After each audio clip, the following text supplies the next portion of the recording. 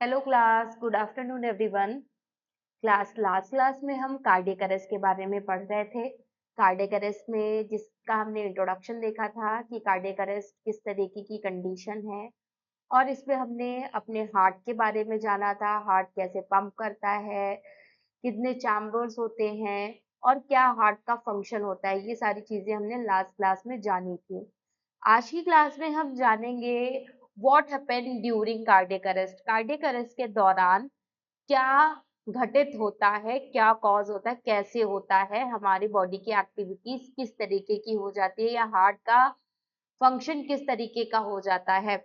तो cardiac arrest के according आज हम जानेंगे कि क्या घटित होता है, क्या हैपन होता है। तो चलिए स्टार्ट करते हैं। What happen during the cardiac arrest. Cardiac arrest के दौरान क्या आपको दिखाई देता है, क्या घटित होता है। तो cardiac arrest usually occurs when the heart electrical system fails or heart muscles becomes unable to pump the blood effectively।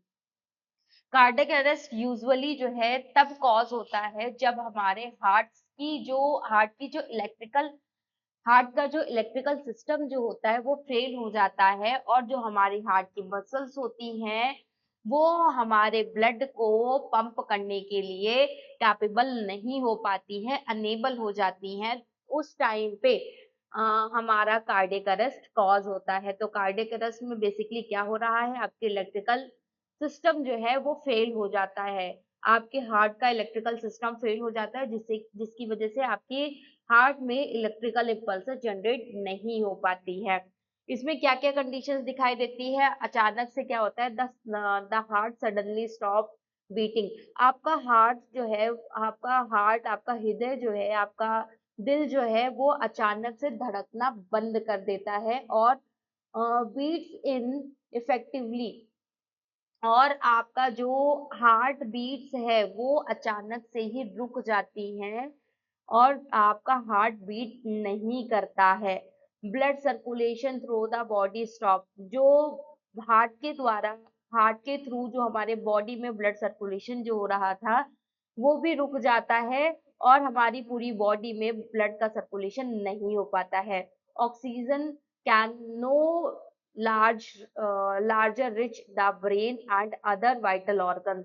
Oxygen can no ऑक्सी जो हमारी बॉडी में ऑक्सीजन का ट्रांसपोर्टेशन नहीं हो पाता है, और हमारे ब्रेन और हमारे अदर वाइटल ऑर्गन्स तक हमारे ऑक्सीजन नहीं पहुंच पाती है। इसके अलावा आपको क्या दिखाई देता है, विद इन 10 to 20 सेकेंड्स, 10 से 20 सेकेंड के अंदर ही क्या होता है, the person becomes consciousness, loss of consciousness. Patient जो है आपका बेहोश हो जाता है 10 से 20 सेकंड में, जब आपके ब्रेन और वाइटल ऑर्गन्स को ऑक्सीजन नहीं मिलता है। ब्रीदिंग स्टॉप हो जाती है और बिकम एबनॉर्मल, और पेशेंट एबनॉर्मल हो जाता है। इसके अलावा pulse rate can not be felt, और पल्स रेट भी आपको नहीं मिलती है। Brain cells becomes to die, और ब्रेन सेल्स भी आपकी डाई होने लगती है अगर 4 to 6 मिनट के अंदर ब्रेन सेल्स को ऑक्सीजन ना मिले, तो 4 से 6 मिनट्स के अंदर जो है हमारी ब्रेन की सेल्स भी डाई होने लगती है, मरने लगती है। If blood circulation is not restore quickly, अगर हमने ब्लड सर्कुलेशन को तुरंत ही रीस्टोर नहीं किया, तो ये हमारे ब्रेन को परमानेंट डैमेज कर सकती है। Permanent brain damage and death में भी अकर्स।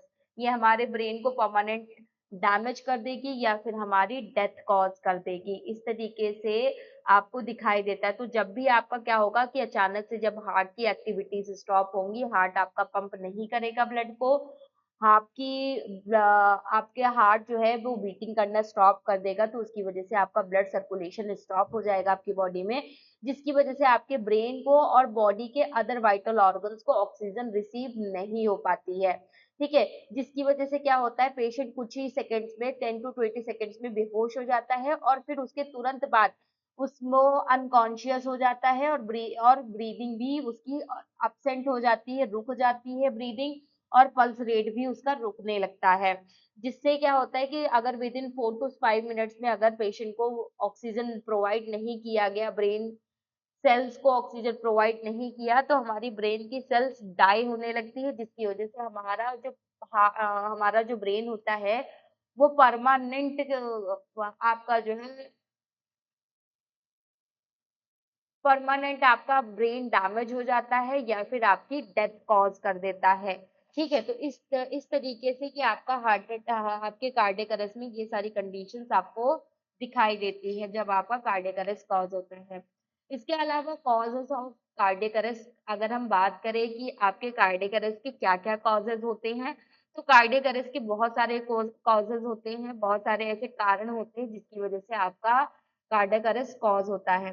तो cardiac arrest may occurs due to the several medical condition. हमारा जो कार्डियक अरेस्ट जो है हमारी बहुत सी सेवरल मेडिकल कंडीशंस के वजह से आपका कॉज होता है। हार्ट डिजीजेस, जिसमें कई सारी हार्ट डिजीजेस की वजह से हमारा कार्डियक अरेस्ट कॉज होता है। मोस्टली कुछ कॉमन यहाँ पे डिजीजेस बताई गई हैं, जैसे कि आपका हार्ट अटैक हो गया, जिसे मायोकार्डियल इंफेक्शन भी बोलते हैं। इसके अलावा कोरोनरी आर्टरी डिजीज हो गई या फिर आपका हार्ट फेल्योर हो गया। ठीक है, जैसे कि अगर हम सबसे पहले बात करें आपके हार्ट अटैक की, मायोकार्डियल इंफेक्शन की अगर हम बात करें, तो ये एक तरीके का बेसिकली जब हमारे जो आर्टरी जो हमारी ब्लड वेसल्स जो होती हैं, इनमें जो है हमारा ओबेसिटी बढ़ने की वजह से या आपका जो कोलेस्ट्रॉल का लेवल बढ़ जाता है, या जब आपकी बॉडी में कोलेस्ट्रॉल का लेवल बहुत ज़्यादा इंक्रीज हो जाता है, तो ये कोलेस्ट्रॉल जो है आपके ब्लड वेसल्स में कुछ इस तरीके से इनका डिपोजिशन स्टार्ट हो जाता है। ये जो आपको येलो कलर का आपको जो दिखाई दे रहा है डिपोजिशन, ये आपका हार्ट अटैक की ये आपके ब्लड वेसल्स में ही होती है, जो कि आपका कोलेस्ट्रॉल होता है। जो कोलेस्ट्रॉल क्या करता है कि आपके ब्लड वेसल्स में इस तरीके से कलेक्ट होता जाता है, एक के ऊपर एक लेयर जमती जाती है, जिसकी वजह से जो आपकी ब्लड वेसल्स जो होती है वो नैरो होने लगती है, मतलब पतली होने लगती है। और एक टाइम ऐसा आता है कि ये पूरी तरीके से आपके ब्लड वेसल्स को ब्लॉक कर देता है, जिसकी वजह से आपकी बॉडी में ब्लड का सर्कुलेशन अच्छे से नहीं हो पाता है, जिसकी वजह से आपका हार्ट अटैक कॉज होता है। ठीक है, तो ये आपका हो गया हार्ट अटैक। दूसरा आता है coronary artery disease. Coronary artery disease में क्या होता है कि जो आपकी कोरोनरी आर्टरीज होती है, ये आपकी कोरोनरी आर्टरीज हैं, इनमें क्या होता है, इनमें भी आपका जो है एक तरीके से आपके जो कोलेस्ट्रॉल है, कोलेस्ट्रॉल का डिपोजिशन होता रहता है। कोलेस्ट्रॉल के डिपोजिशन की वजह से ये जो कोरोनरी आर्टरीज होती हैं, ये ब्लॉक्ड हो जाती हैं, और जिसकी वजह से ये आगे ब्लड को पंप नहीं कर पाती हैं। ठीक है, तो वो भी आपको दिखाई देता है। तो नॉर्मली आर्टरी जो है आपको वो कुछ इस तरीके से दिखाई देती है, बट आपका जब आप फैटी चीजों को लेते हो, तो अर्लियर अर्लियर स्टेज में कुछ इस तरीके से फ्लेक्स जो है वो आपके जमने लगते हैं। ठीक है, और फिर उसके बाद में ये जो है आपकी जो आर्टरीज जो होती है वो धीरे धीरे नैरो, मतलब नैरो होने लगती है, पतली होने लगती है। और एक टाइम ऐसा आता है कि ये आपके आर्टरीज को पूरी तरीके से ब्लॉक कर देता है, और ब्लॉक करने की वजह से क्या होता है कि आपका ब्लड पंप आगे की ओर हो ही नहीं पाता है।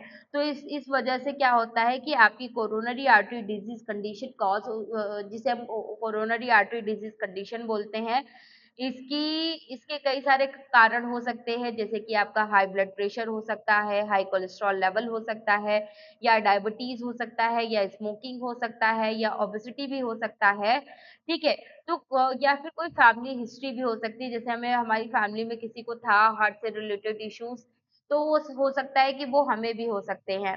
ठीक है, तो वो सारी चीजें हो सकती है। तो आपके हार्ट जो अभी आपकी कार्डियक अरेस्ट जो भी आपके कार्डियोवास्कुलर डिजीज कंडीशंस होती हैं, वो आपके कोलेस्ट्रॉल बढ़ जाने की वजह से, ठीक है, या फिर आप स्मोकिंग करने की वजह से, या फिर आपके जो है डायबिटीज की वजह से, स्मोकिंग की वजह से, ओबेसिटी की वजह से, हाई कोलेस्ट्रॉल लेवल की वजह से, या फिर हाई ब्लड प्रेशर की वजह से, या फिर आपकी अनहेल्दी लाइफस्टाइल की वजह से, या फैमिली हिस्ट्री की वजह से आपका कॉज हो सकता है।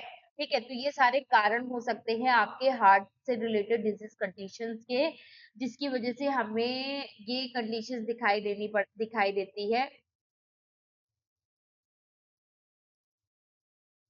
इसके अलावा हार्ट फेल्योर आता है।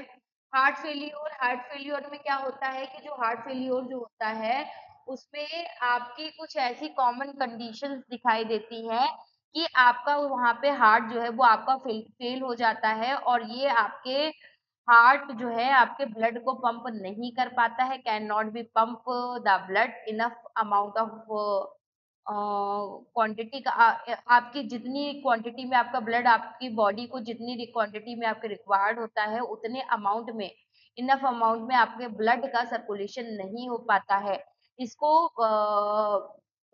ब्लड का सर्कुलेशन ही नहीं कर पाता है, ब्लड को पंप ही नहीं कर पाता है, जिसमें बॉडी को बहुत ज्यादा आवश्यकता होती है आपके ब्लड की, आपके ऑक्सीजन की, आपके न्यूट्रिशन की। बट यहाँ पे क्या होता है हार्ट फेल्योर के केस में, ये आपके न्यूट्रिशंस को वो ट्रांसपोर्ट ही नहीं कर पाता है, जिसमें हाई ब्लड प्रेशर की वजह से कि आपका हार्ट फेल्योर कॉज हो सकता है, या कोरोनरी आर्टरी डिजीज की वजह से आपका कॉज हो सकता है, या फिर आपका डायबिटीज की वजह से कॉज हो सकता है, या फिर कोई आपकी अदर डायबिटिक डिजीज कंडीशन की वजह से आपका ये कॉज हो सकता है। तो इसके कई सारे कारण हो सकते हैं आपके हार्ट फेल्योर कॉज होने के।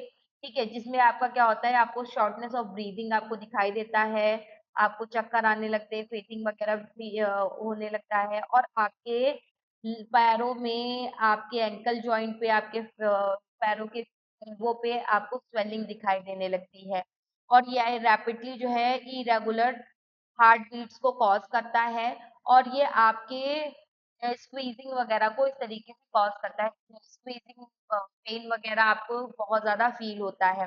तो वो सारी चीजें आपको दिखाई देती है हार्ट फेल्योर के केस में। ठीक है,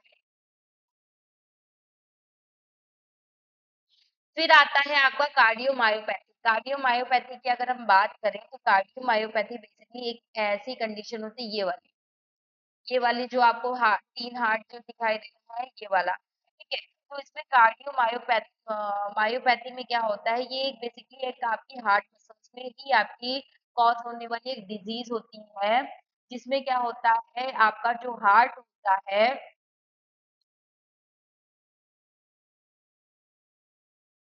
बहुत ज़्यादा हार्डर हो जाता है, जिसकी वजह से आपका ब्लड जो है सही से पंप नहीं हो पाता है।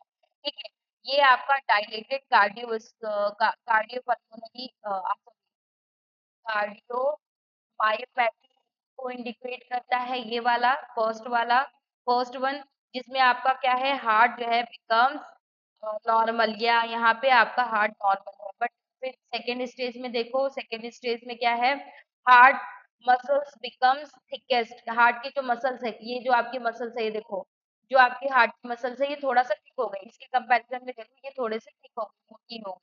ठीक है, इसके अलावा इसमें क्या होता है कि ये आपके हार्ट मसल्स को थिक बना देता है। ठीक है, और फिर तीसरी कंडीशन में देखो, ये जो तीसरी वाली कंडीशन है, इसमें क्या हो रहा है, हार्ट मसल्स बिकम्स रिजेक्ट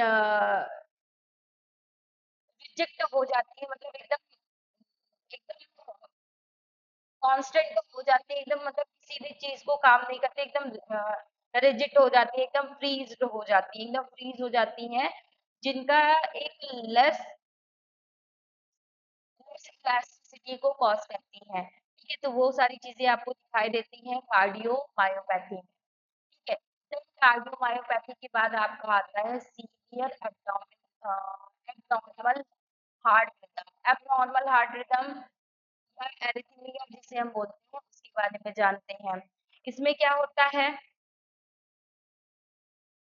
इसमें बेसिकली जो आपकी एरिथमिया जो है, एक इरेगुलर हार्ट बीट्स को इंडिकेट करता है, जिसमें आपकी हार्ट बीट जो है इरेगुलर हो जाती है, बहुत ज्यादा बढ़ जाती है या घट जाती है, फास्ट हो जाती है, स्लो हो जाती है, इरेगुलर फॉर्म में रहती हैं, जो कि लीड करता है आपके सीवियर हार्ट इश्यूज को इंडिकेट करता है कि ये आपके सीवियर हार्ट हार्ट से रिलेटेड सीरियस कंडीशन कॉज होने वाली है उसको इंडिकेट करता है। तो ये सारी चीजें आपको दिखाई देती हैं जो कि आपके लिए आपकी हेल्थ के लिए बिल्कुल भी बेनिफिशियल नहीं होता है।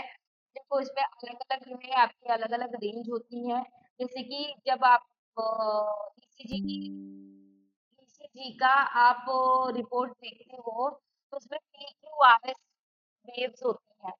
पहली ये वाली पी होती है, ये वाला जो पीक है जो सबसे छोटा वाला पीक है ये वाला, ये पी वेव होती है। फिर ये वाली क्यू वेव होती है, ये आर वेव होती है और ये एस वेव होती है। तो PQRS, ठीक है। तो PQRS ये आपकी चार वेव्स होती है। ये नॉर्मल अगर इसी तरीके से चल रही है तो ये नॉर्मल हार्ट रेट है आपका। अगर ये थोड़ा सा इनमें कोई वेरिएशन आ रहा है तो इस मतलब कुछ इस तरीके से अगर आपको दिखाई देता है तो ये एक तरीके का बैरियर दिखाई दे आपके इंडिकेट करता है कि जो आपके हार्ट की जो रिदम है वो नॉर्मल नहीं है, अब नॉर्मल है।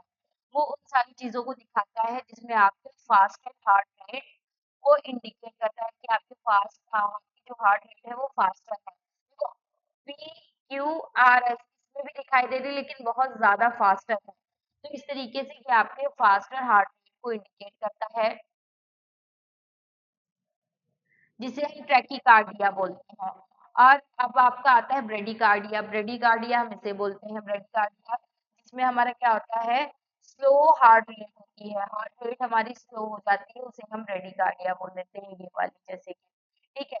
देन आपकी आती है वेंट्रिकुलर ट्रैकीकार्डिया। वेंट्रिकुलर ट्रैकीकार्डिया कुछ इस तरीके की आपकी दिखाई देती है, ठीक है। फिर आपकी आती है वेंट्रिकुलर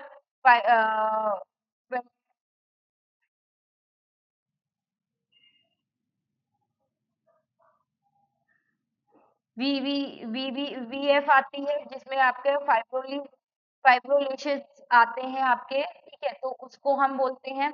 और लास्ट वाली जो आपको लास्ट वन जो दिखाई दे रही है हार्ट ब्लॉकेज, इलेक्ट्रिकल ब्लॉक्स को ये इंडिकेट करती है। तो इस तरीके से आपकी ये जो आपकी सीवियर हार्ट जो होते हैं वो कुछ इस तरीके से आपको दिखाई देते हैं, ठीक है। जिसे हम एरिथमिया जिसका नाम हमने दिया है। तो ये सारी हमारी कुछ हार्ट से रिलेटेड कंडीशंस होती हैं, ऐसी कंडीशन जो हमारे कार्डियक अरेस्ट को कॉज करती हैं। तो कार्डियक अरेस्ट जब भी आपका जैसे हार्ट अटैक कॉज हुआ तो हार्ट अटैक के कारण क्या होगा कि जो हार्ट मसल्स है वो वीक हो जाएंगी, और जब हार्ट मसल्स वीक होंगी तो उसकी वजह से क्या होगा कि आपका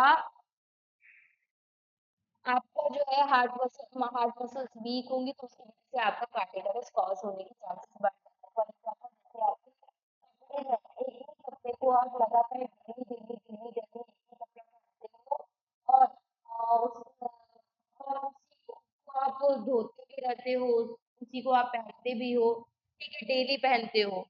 तो वो एक टाइम ऐसा आएगा कि वो कपड़ा जो है आपका बहुत ज्यादा लूज होने लगेगा और कुछ टाइम के बाद पूरी तरीके से फट जाएगा। वैसे ही यहाँ पर भी है कि आपके हाथ की मसल्स जो है आपकी वीक होती गई कुछ एक टाइम ऐसा आया कि वो जो हार्ट मसल जो आपकी वीक हो गई थी वो आपके कार्डियक अरेस्ट को कॉज करती है, जिसकी वजह से आपका हार्ट जो है वो पूरी तरीके से काम करना बंद कर देता है। तो वो सारी चीजें आपको दिखाई देती हैं।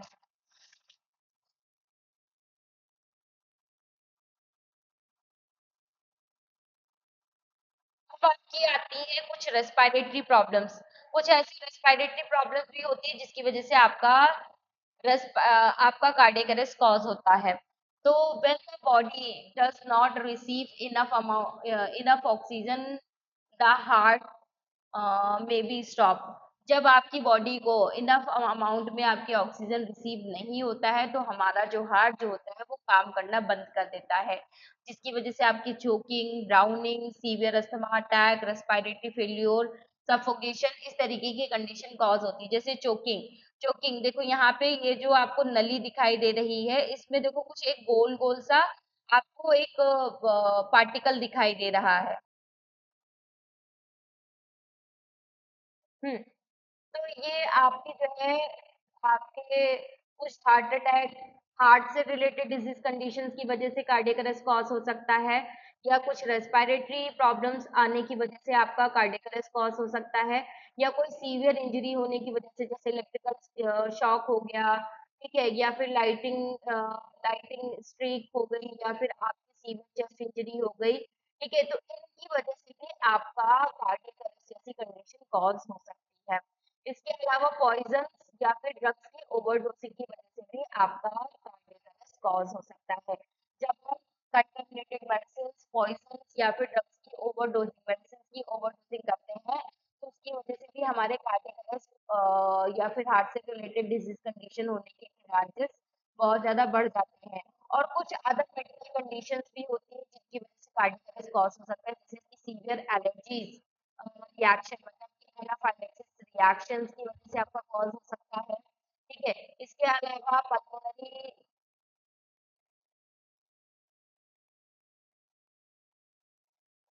इम्बोलिज्म की वजह से आपका कॉज हो सकता है, स्ट्रोक की वजह से आपका कॉज हो सकता है, इलेक्ट्रिकल इम्पल्सेस की वजह से, इम्बैलेंसिंग की वजह से आपका कॉज हो सकता है, ठीक है। जब भी आपके इलेक्ट्रोलाइट्स बैलेंस्ड होंगे, बेसिकली आपका पोटेशियम डिसऑर्डर होगा, तब आपका कार्डियक अरेस्ट कॉज हो सकता है। इसके अलावा अगर पेशेंट हाइपोथर्मिया की कंडीशन में है तो तब भी आपका कार्डियक अरेस्ट कॉज हो सकता है, ठीक है, जिसमें पेशेंट की डेथ हो जाती है विद इन फ्यू मिनट्स के अंदर पेशेंट की डेथ कॉज हो जाती है, तो वो सारी चीजें आपको दिखाई देती हैं।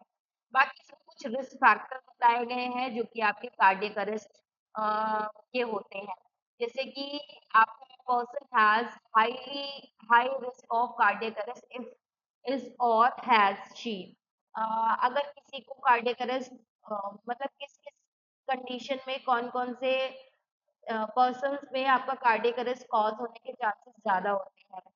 जिनको प्रीवियसली हार्ट अटैक आ चुका है, ठीक है, उनमें कार्डियक अरेस्ट होने के चांसेस ज्यादा होते हैं, या जिनकी कोरोनरी आर्टरी डिजीज कंडीशन जिनको होती है उनको कार्डियक अरेस्ट हो सकता है, या जिनको हाई ब्लड प्रेशर की प्रॉब्लम है तो हाई ब्लड प्रेशर की केस में भी आपका कार्डियक अरेस्ट जैसी कंडीशन कॉज हो सकती है।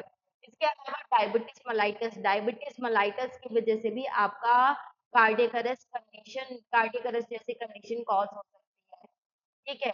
इसके अलावा कोलेस्ट्रॉल कोलेस्ट्रॉल के लेवल को कम करने के लिए, सॉरी, कोलेस्ट्रॉल का लेवल जब भी आपका बढ़ेगा, कोलेस्ट्रॉल का लेवल बढ़ेगा तो हाई कोलेस्ट्रॉल लेवल की वजह से भी आपका कार्डियक अरेस्ट कॉज हो सकता है, क्योंकि जब कोलेस्ट्रॉल का लेवल बढ़ेगा तो ये आपके ब्लड वेसल्स में कलेक्ट होता जाएगा, और जो कि आपके ब्लड वेसल्स को क्या करने लगेगा, ब्लॉक करने लगेगा, जिसकी वजह से आपका ब्लड पंपिंग सिस्टम जो है वो रुक जाएगा, आपका ब्लड पंप सही से हो ही नहीं पाएगा। इसके अलावा स्मोकिंग की वजह से आपका कार्डियक अरेस्ट कंडीशन कॉज हो सकती है, ठीक है, या फिर ओबेसिटी, आपका वेट बहुत ज्यादा गेन होने की वजह से भी आपका कार्डियक अरेस्ट कॉज हो सकता है, लैक ऑफ फिजिकल एक्टिविटीज, अगर आप फिजिकल एक्टिविटीज नहीं करते हैं तो उसकी वजह से भी आपको कार्डियक अरेस्ट कॉज हो सकता है। इसके अलावा फैमिली हिस्ट्री, अगर हमारे फैमिली में किसी को था, ठीक है, तो हमें भी वो हो सकता है, हमें भी वो कंडीशन कॉज हो सकती है, ठीक है। तो फैमिली हिस्ट्री की वजह से भी हो सकता है।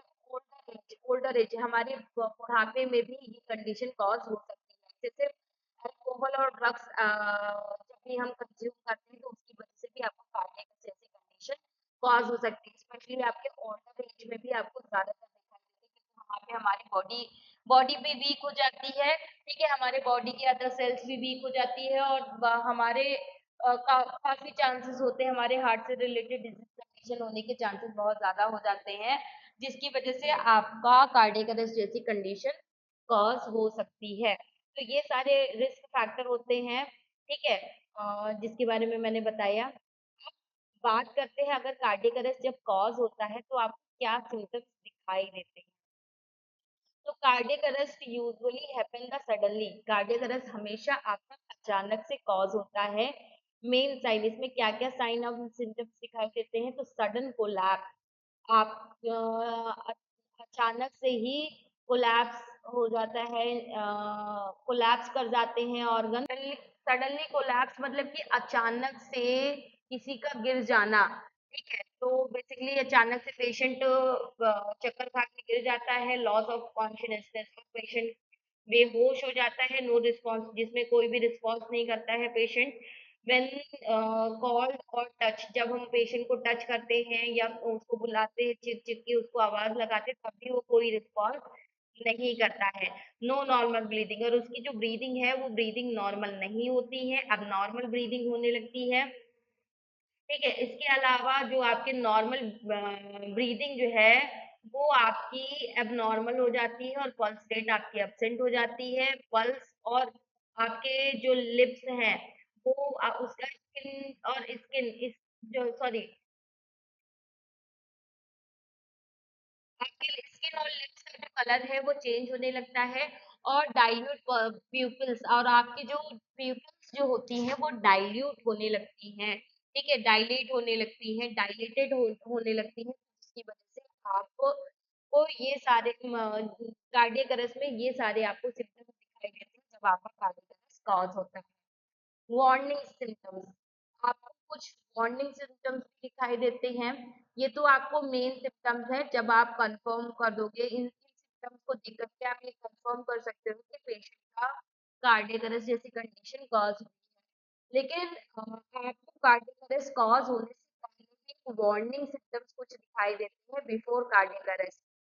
जैसे कि आपको चेस्ट में सिवियर पेन होना, शॉर्टनेस ऑफ ब्रीथिंग, आपकी ब्रीथिंग स्लो डाउन हो जाना, या फिर फास्ट इरेगुलर हार्ट बीट, आपके जो हार्ट बीट्स है वो बहुत ज़्यादा फास्ट हो जाएगी या बहुत ज़्यादा इरेगुलर हो जाएंगे, नॉर्मल नहीं रहेंगी, इरेगुलर हो जाएंगी। डिजीनेस आपको दिखाई देगा, फेसिंग आपको चक्कर, आपको बेहोशी, आपको चक्कर, ये सारी चीजें आपको दिखाई देने लगेगी।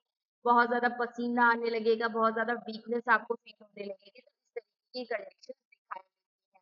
ठीक है, जो कि ये इंडिकेट करता है कि अब आपका कार्डियक अरेस्ट जैसी कंडीशन कॉज होने वाली है। तो ये सारी चीजों को दिखाता है। Not every patient every patient has these warning signs, not every patient, हर एक पेशेंट में ये साइन आपको नहीं दिखाई देती, अचानक से ही ये कंडीशन कॉज हो सकती है विदाउट एनी वार्निंग साइन। बिना वार्निंग साइन दिए आपकी ये कंडीशन कॉज हो सकती है, जो कि आपके कार्डियक अरेस्ट को अचानक से कॉज करेगी, जिसकी वजह से आपको बहुत ज्यादा प्रॉब्लम्स देखनी पड़ती है। तो वो सारी चीजें आपकी करती हैं। अब ये हमने देखा कि जो है कि कैसे ये कॉज हो रहा था, और क्या सिम्टम्स दिखाई दे रहे थे, और क्या वो क्या हमारी बॉडी में ये इंडिकेट कर रहा था, ये सारी चीजें। अब हम जानते हैं कि जब ये condition cardiac arrest condition cause होगी तो उस टाइम पे अगर फर्स्ट एडर हम क्या करेंगे, तो सबसे पहले इंश्योर इंश्योर सेफ्टी, हम पेशेंट की सेफ्टी को देखेंगे, चेक रिस्पॉन्स, उसके पेशेंट के रिस्पॉन्स को चेक करेंगे, इमरजेंसी सर्विसेज को कॉल करेंगे, तो उसकी ब्रीदिंग को चेक करेंगे, पल्स रेट को चेक करेंगे, और स्टार्ट सीपीआर इमीडिएटली। पेशेंट का सीपीआर, पेशेंट को सीपीआर देना तुरंत का तुरंत स्टार्ट करेंगे, और कंटिन्यूअसली तब तक हम देखते रहेंगे जब तक कोई हेल्पर्स वहां पे आ ना जाए, या फिर हम पेशेंट को हॉस्पिटल शिफ्ट ना कर दें, तब तक हम पेशेंट को सीपीआर कंटिन्यूअसली देते रहेंगे। तो ये सारी चीजें आपको ध्यान में रखनी है। ठीक है, तो सबसे पहले क्या करेंगे, cardiac arrest is medical emergency. Cardiac arrest जो है हमारी मेडिकल इमरजेंसी कंडीशन होती है, जिसमें क्या होता है, immediate first aid can save the persons life. अगर पेशेंट को तुरंत का तुरंत एक तरीके पेशेंट को ट्रीटमेंट दे देते हैं, फर्स्ट एड दे देते हैं, तो हम पेशेंट की लाइफ सेव करा सकते हैं।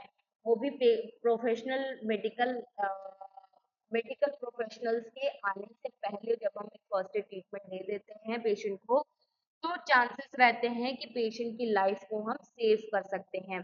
इंश्योर पहला हमारा स्टेप है इंश्योर सेफ्टी। हम सबसे पहले क्या करते हैं, पेशेंट को एक सेफ जगह पे लेकर के जाते हैं। बिफोर हेल्पिंग, हेल्प करने से पहले पेशेंट को मेक श्योर करते हैं the place is safe for both. क्या ये प्लेस सही है हम दोनों के लिए, पेशेंट के लिए भी और फर्स्ट एडर के लिए भी, क्या ये एरिया सेफ है। Do not inter dangerous area, आपको डेंजरस एरिया में पेशेंट को लेकर के नहीं जाना है, ना ही उस डेंजरस एरिया में पेशेंट को रखना है। सच एज ऐसे प्लेसेस जहाँ पे इलेक्ट्रिकल वायर्स हो, आपके फायर अग्नि आग हो, या फिर आपकी कोई हैवी ट्रैफिक हो, तो उन जगहों पे आपको नहीं रुकना है और पेशेंट को एक ऐसी जगह पे लेके जाना है जहाँ पे वो सेफ रहे और हम भी सेफ रहें, हम भी as a first aider safe रहें। ठीक है। दूसरा, चेक रिस्पॉन्स रिस्पॉन्सेस, हम पेशेंट के रिस्पॉन्स को चेक करेंगे, पेशेंट को लाउडली चिल्ला करके बोलेंगे आर यू ओके, क्या तुम ठीक हो, और पूछते हैं कि और फिर देखते हैं कि क्या पेशेंट रिस्पॉन्स कर रहा है या नहीं कर रहा है। Call for ambulance, third step हमारा क्या रहेगा, कॉल फॉर एम्बुलेंस। जब हम देखेंगे कि पेशेंट हमें रिस्पॉन्स नहीं कर रहा है, तुरंत हम इमीडिएटली मेडिकल सर्विसेज को और एम्बुलेंस को कॉल कर देंगे, जिससे कि वो तुरंत का तुरंत वहां पे अफेक्टेड एरिया पे आ जाए, और जिससे कि पेशेंट को जल्द से जल्द हॉस्पिटल में शिफ्ट किया जा सके और पेशेंट को एक प्रॉपर ट्रीटमेंट प्रोवाइड किया जा सके। देन फोर्थ स्टेप हमारा रहेगा चेक ब्रीदिंग, पेशेंट का हम ब्रीदिंग चेक करेंगे, वो सांस ले पा रहा है या नहीं ले पा रहा है। ब्रीदिंग चेक करने के लिए हमने आपको 3 स्टेप बताए थे। पहले आप पेशेंट के चेस्ट और नोज के मूवमेंट्स को चेक करोगे। दूसरा, आपको अगर मूवमेंट्स नहीं दिखाई दे रहा है तो लिसन मतलब सुनोगे, उसकी ब्रीदिंग को सुनने की कोशिश करोगे। अगर आपको ब्रीदिंग नहीं सुनाई दे रही है तो आप क्या करोगे, फील करोगे। ठीक है, 2 फिंगर्स को उसके नोज के नीचे प्लेस करोगे और फील करने का कोशिश करोगे, महसूस करने की कोशिश करोगे कि वो ब्रीदिंग ले रहा है या नहीं ले रहा है। अगर वो ब्रीदिंग नहीं ले रहा है, अगर वो ब्रीदिंग नहीं ले रहा है तो हम क्या करेंगे, पेशेंट को तुरंत का तुरंत 10 सेकंड हम चेक करेंगे। 10 सेकंड के बाद अगर हमें ब्रीदिंग उसकी नहीं मिल रही है तो तुरंत हम क्या करेंगे, उसको उसका पल्स रेट चेक करेंगे। पल्स रेट जो कि हमारी कैरोटिड आर्टरी जो होती है आपके नेक रीजन में, आपके नेक रीजन में ही आपकी एक आर्टरी पाई जाती है जिसका नाम है कैरोटिड। ठीक है, तो कैरोटिड आर्टरी जो है वो उसको हम चेक करते हैं 10 सेकंड्स के लिए। ऐसा तो नहीं स्टॉप पंपिंग, ब्लड जो है आपका पंप ही नहीं हो पा रहा है तो उसको हम चेक करते हैं। इफ नो पल्स रेट, अगर पल्स रेट नहीं है, इफ फेल्ड, ये फेल्ड हो गया है, द हार्ट हैज स्टॉप, इसका मतलब ये है कि आपका हार्ट स्टॉप हो गया है और इफेक्ट और आपका ब्लड पंप नहीं कर पा रहा है। ठीक है, तो तुरंत जब हमने देखा कि अब आपका पल्स रेट भी नहीं मिल रहा है तो तुरंत अब हम क्या करेंगे, पेशेंट का तुरंत सीपीआर परफॉर्म करेंगे। बिगिन कार्डियो पल्मोनरी रिससिस्टेशन, मतलब कार्डियो मतलब मैंने बताया था आपको हार्ट, पल्मोनरी का मतलब बताया था लंग्स, और रिससिस्टेशन मतलब दोबारा से पुनर्जीवन देना। ठीक है, पुनर्जीवित करना हमारा रिससिस्टेशन कहलाता है। तो अब हम क्या करेंगे, हार्ट और लंग्स को दोबारा से जिंदा करने के लिए अब हम वहां पे सीपीआर परफॉर्म करेंगे विदाउट एनी डिले। बिना डिले किए, बिना देर किए हम तुरंत का तुरंत पेशेंट को सीपीआर देना स्टार्ट करेंगे। CPR help to maintain blood flow, CPR क्या करेगा, हमारे ब्लड फ्लो को मेंटेन करेगा हमारे ब्रेन में, हमारे वाइटल ऑर्गन्स में, अंटिल द हार्ट स्टार्टेड, जब तक हमारा हार्ट स्टार्ट ना हो, हमारा हार्ट बीट ना करना स्टार्ट कर दे, तब तक हम उसको क्या करते हैं, सीपीआर देते रहते हैं। और उसको सीपीआर देते देते ही हम उसको हॉस्पिटल शिफ्ट करते हैं या मेडिकल प्रोफेशनल्स को और हैंड ओवर करते हैं, जिससे कि पेशेंट की लाइफ सेफ हो सके। कंटिन्यू, सेवेंथ स्टेप आपका क्या बताया गया, continue until the help arrives, जब तक आपकी हेल्प के लिए कोई भी ना आ जाए तब तक आपको सीपीआर कंटिन्यू रखना है। डू नॉट स्टॉप सीपीआर, आपको सीपीआर देना बिल्कुल भी स्टॉप नहीं करना है। The person starts breathing normally, जब तक पेशेंट ब्रीदिंग सांसें लेना स्टार्ट ना कर दे या फिर कोई मेडिकल प्रोफेशनल्स वहां पे ना आ जाए, you becomes physically unable to continue, जब और आप जब तक फिजिकली एबल है पेशेंट को सीपीआर देने में, तब तक आप कंटिन्यूअसली पेशेंट को सीपीआर देते रहेंगे, देते रहेंगे, देते रहेंगे, कोई भी कॉम्प्लिकेशंस आपके साथ ना हो, इन सारी चीजों को आप ध्यान देंगे। ठीक है, कंटिन्यूअसली आपको अपने सीपीआर प्रोसीजर को आपको कंटिन्यू रखना है, उसको डिले नहीं करना है। द सीन्स बिकम्स अनसेफ, और आपको ये भी देखते रहना screen becomes unsafe, unsafe conditions को भी आपको चेक करते रहना है। रिमेंबर एवरी मिनट्स, हर एक minute delay reduce the chances of survival. हर एक मिनट आपके पेशेंट के सरवाइव करने के चांसेस को रिड्यूस करता रहता है, कम करता रहता है, जिसकी वजह से आपका पेशेंट की लाइफ कहीं ना कहीं अनसेफ होने लगती है और पेशेंट एक एक तरीके से डेथ की ओर बढ़ता जाता है हर एक मिनट। तो वो सारी चीजें आपकी रहती हैं जिसमें आपको ये चीजें ध्यान में रखनी है।